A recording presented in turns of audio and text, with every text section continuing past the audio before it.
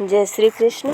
आप सभी का हमारे YouTube चैनल पर हार्दिक स्वागत है। आज के इस वीडियो में आप सभी सुनेंगे कार्तिक मास में की जाने वाली तुलसी माता की पूजा की महिमा और साथ ही सुनेंगे तुलसी माता और बुढ़िया की कहानी। कार्तिक मास सनातन धर्म में बेहद अहम माना जाता है, जिसमें स्नान, दान और पूजा की महत्वपूर्ण विधियाँ होती हैं। इस महीने में तुलसी पूजन का भी खास महत्व है, क्योंकि मान्यता है कि तुलसी पौराणिक दृष्टि से माँ लक्ष्मी के वास के समान है। कार्तिक पूर्णिमा के दिन विधि के अनुसार तुलसी पूजा करने से देवी लक्ष्मी प्रसन्न होती हैं और सनातन धर्म में कार्तिक माह का विशेष महत्व माना गया है, जिसे भगवान विष्णु के समर्पण के रूप में माना जाता है।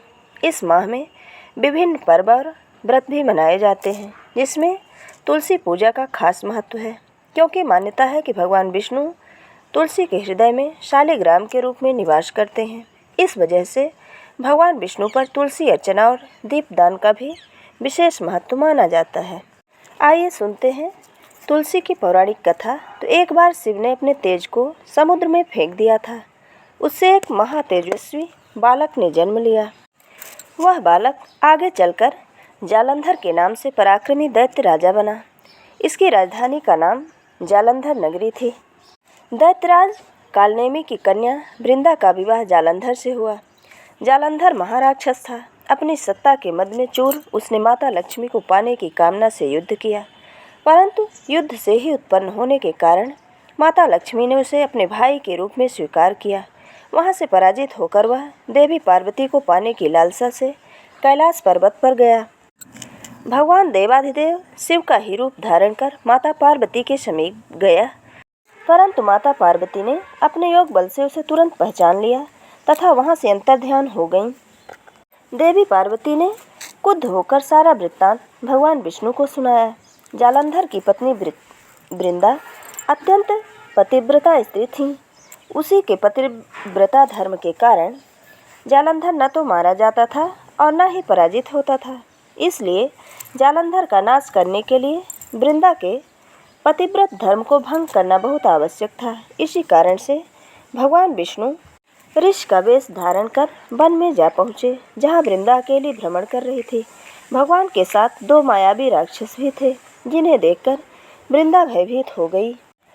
ऋष ने वृंदा के सामने पल में दोनों को भस्म कर दिया।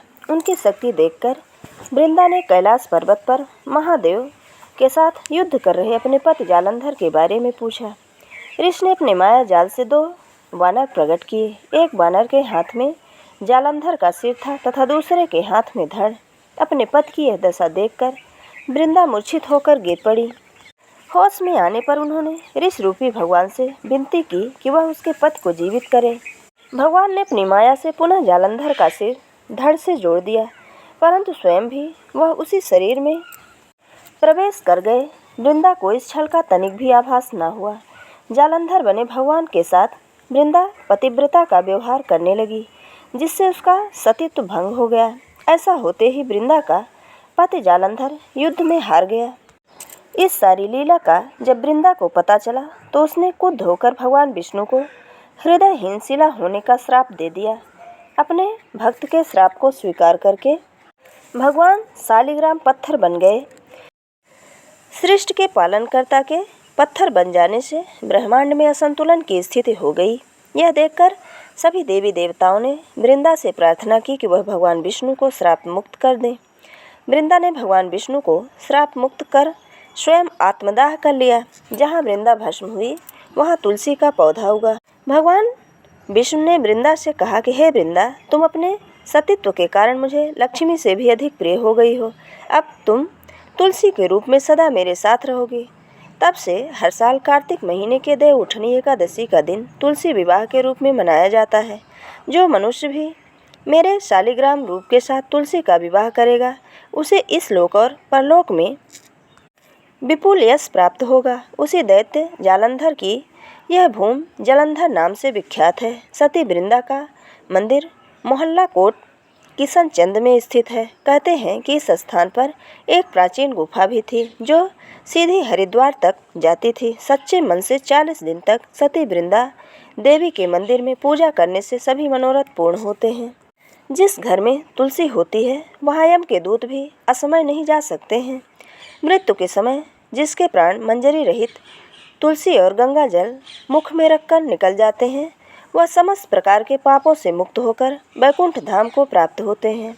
जो मनुष्य तुलसी व आंवले की छाया में अपने पितरों का श्राद्ध करता है, उसके पितर मोक्ष को प्राप्त होते हैं।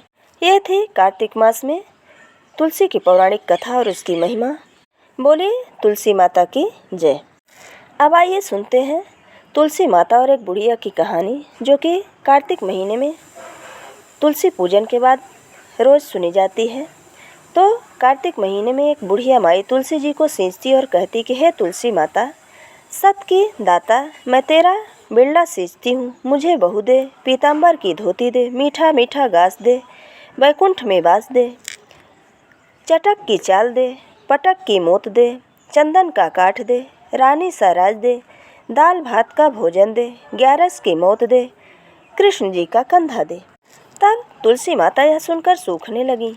तो भगवान ने पूछा कि हे तुलसी, तुम क्यों सूख रही हो? तुलसी माता ने कहा कि एक बुढ़िया रोज आती है और यही बात कहती है, मैं सब बात को पूरा कर दूंगी, लेकिन कृष्ण का कंधा कहाँ से लाऊंगी? तब भगवान बोले, जब वो मरेगी तो मैं अपने आप कंधा दे आऊँगा। तो बुढ़िया माई से कह देना। जब बुढ़िया माई मर गई, सब लोग आ गए। जब माई को ले जाने लगे तो वह किसी से न उठी।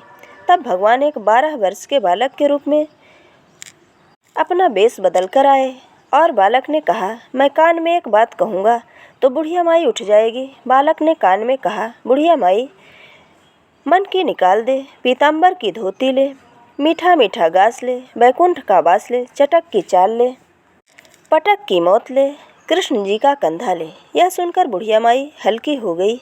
भगवान ने कंधा दिया और बुढ़िया माई को मुक्ति मिल गई। हे तुलसी माता, जैसे बुढ़िया माई को मुक्ति दी वैसे सबको देना। बोलिए तुलसी माता की जय। अगर हमारी ये कहानी आपको अच्छी लगे तो लाइक ज़रूर करिए और मित्रों के बीच में शेयर करना बिल्कुल मत भूलिए। जय श्री कृष्ण। धन्यवाद।